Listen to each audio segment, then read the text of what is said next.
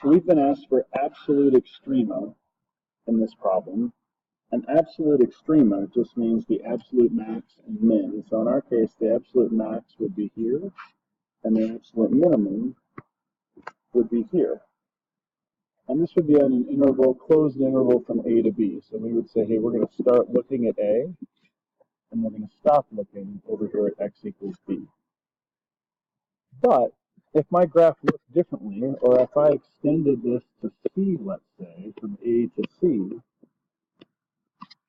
and C is over here, then this graph would keep going. And now, the absolute minimum would be here, not there. Similarly, if I change this to D, let's say, and I went from D to C,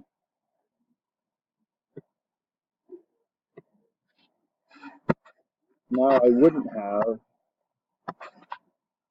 the graph here.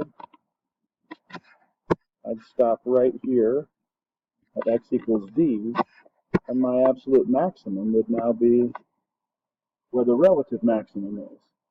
And so what I want you to be seeing is that we can only have a maximum or a minimum. The locations where the slope is 0, my relative maximum, but also we could have our endpoints, and depending on what this interval is, it could always be both endpoints, or it could be neither endpoint, and only where the derivatives are 0. So that means we've got to do a couple things. We've got to find the relative max and min, and then we have to check the y values for those critical points, where the derivative equals 0. And we always have to check our endpoints.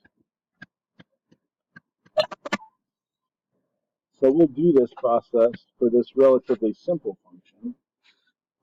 F prime equals 8x minus 8, and that equals 0 after we factor out an x at x equals 1.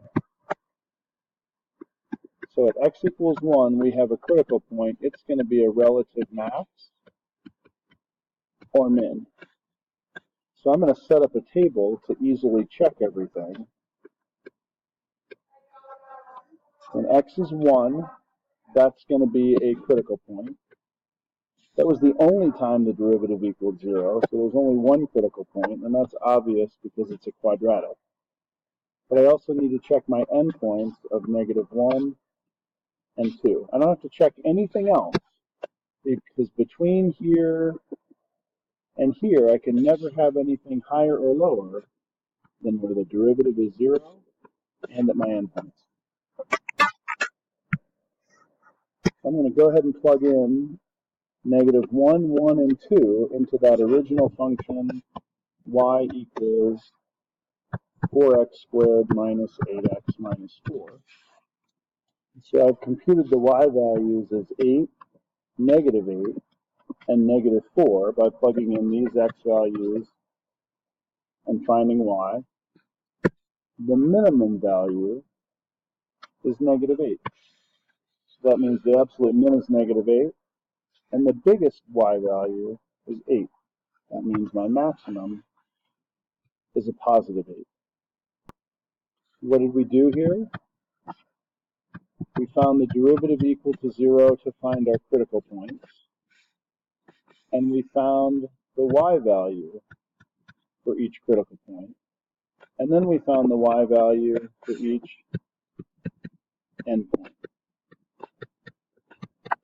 Those were the two main things we did. Lastly, we just compared our endpoints and our y value for the critical points to see what was the biggest and what was the smallest.